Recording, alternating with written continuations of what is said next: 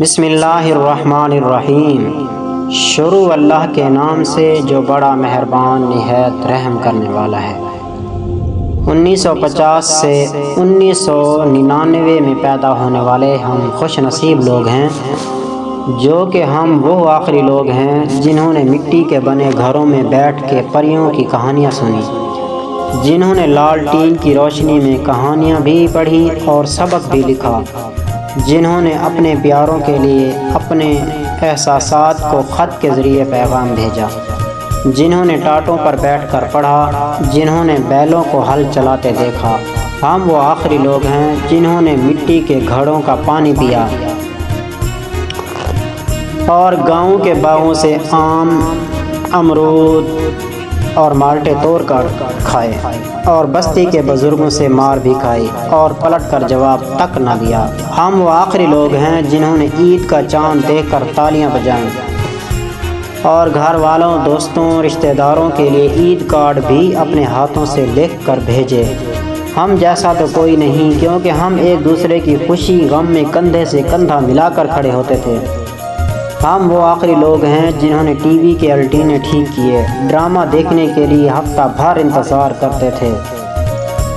ہم وہ لوگ ہیں جنہوں نے تختی لکھنے کی سیاہی کی، جنہوں نے سکول کی گھنٹی بجانے کو اعزاز سمجھا۔ ہم وہ آخری لوگ ہیں جنہوں نے اصل رشتوں کی مٹھاس دیکھی، ہم جو رات کو گھر سے چارپائی اٹھا کر باہر کھلی فضا میں سوئے۔ اکثر گاؤں والے گرمیوں میں درختوں کے نیچے بیٹھ کر گپیں لگاتے، مگر وہ آخری ہم تھے۔ اب گھروں میں بننے والی لسی ریڑھیوں پر آ گئی ہے۔ جن گھروں کے دروازے شام 8 بجے بند ہو جاتے تھے، آج 11 بجے پوری فیملی ڈنر کر کے شام 1 بجے واپس آتی ہے۔ پورے دن کے لیے واٹر کولر میں 10 روپے کی برف ڈالنے کی اب ضرورت نہیں رہی، کیونکہ اب ہر گھر میں فریج موجود ہے۔ اب تندور پر روٹیاں لگوانے کے لیے پیڑے گھر سے بنوا کر نہیں بھیجے جاتے۔ بچے اب ماں باپ کو امی ابو کے بجائے یار کہہ کر بلاتے ہیں۔ لالٹین اور بلب انرجی سیور میں بدل گئے۔ اب چھت پر سونا خواب بن گیا، لہٰذا اب گھروں میں چارپائیاں نہ ہونے کے برابر رہ گئی ہیں۔ ان کی جگہ ڈبل بیڈ اور موٹے موٹے گدے آ گئے ہیں۔ اب بچے سائیکل سیکھنے کے لیے گینچی نہیں چلاتے، کیونکہ اب ہر سائز کی سائیکل موجود ہے۔ جن سڑکوں پر تانگے ہوا کرتے تھے، اب وہاں گاڑیاں دھواں اڑاتی ہیں۔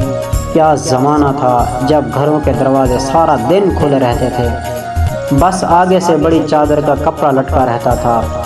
شہر کے باہر کال ملانی ہوتی تھی تو لائٹنگ لینڈ فون پر پہلے بک کروانی پڑتی تھی اور پھر وہیں مستقل موجود رہنا پڑتا تھا۔ سعودیہ سے کوئی عزیز پاکستان آتا تھا تو گفٹ کے طور پر خاندان کے بچوں کے لیے کھلونے ضرور لاتا۔ پہلے مائیں بچوں کے کپڑے خود سیتی تھیں، بازار سے اون کے گولے منگوا کر سارا دن جرسیاں بنتی تھیں۔ اب نہیں، بالکل نہیں، ایک سے ایک جرسی بازار میں موجود ہے۔ پہلے کسی کو استاد بنایا جاتا تھا، اب استاد مانا جاتا ہے۔ پہلے سب مل کر ٹی وی دیکھتے تھے، گھروں میں ستاتے تھے، اور جو لوگ پڑھنا نہیں جانتے تھے وہ خط ڈاکیے سے پڑھواتے تھے، اور ڈاکیا گھر کا ایک فرد سمجھا جاتا تھا اور اس کی بہت خدمت و تواضع ہوتی تھی۔ امتحان کا نتیجہ آنا ہوتا تھا تو نصر من اللہ و فتح قریب پڑھ کر نکلتے تھے اور خوشی خوشی پاس ہو کر واپس آ جاتے تھے۔ موت والے گھر میں سب محلے دار سچے دل سے روتے تھے اور خوشی والے گھر میں حقیقی کہے لگاتے تھے۔ ہر ہمسایہ سالن کی پلیٹ بھیجتا تھا اور ادھر سے بھی پلیٹ خالی نہیں آتی تھی۔ اس وقت سائیکل کی ہوا پمپ سے بھری جاتی تھی۔ خیرات چلتی تو سب سے پہلے بچوں کا حق تھا۔ لوگوں میں اس وقت ہی وقت تھا۔ گلیوں میں چارپائیاں بچھی ہوتی تھیں، بوڑھے حقے پیتے تھے اور پرانے بزرگوں کے واقعات بیان ہو رہے ہوتے تھے۔ جن کے گھروں میں ٹی وی آ چکا تھا، انہوں نے اپنے دروازے محلے کے بچوں کے لیے کھول رکھے تھے۔ مٹی کے لیپ کیے ہوئے کمرے کی چھت کا پنکھا گرمی میں بھی ٹھنڈی ہوا دیتا تھا۔ بچے بہت کھیل کھیلتے تھے، جیسا کہ باندر قلعہ، چھپن چھپائی، چور سپاہی، شکر بھنڈی بٹ گلولے والے کھیل کھیلتے تھے۔ آپ میں سے کس کس نے یہ کھیل کھیلے ہوئے ہیں مجھے کمنٹ میں ضرور بتانا۔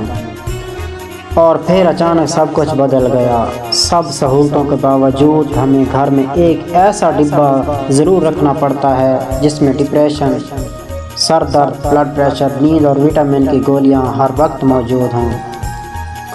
اب تو منجیاں بھی ٹوٹ گئیں، رشتے بھی ٹوٹ گئے، اب خالص رشتوں کا دور لوگ کم رہ گیا ہے۔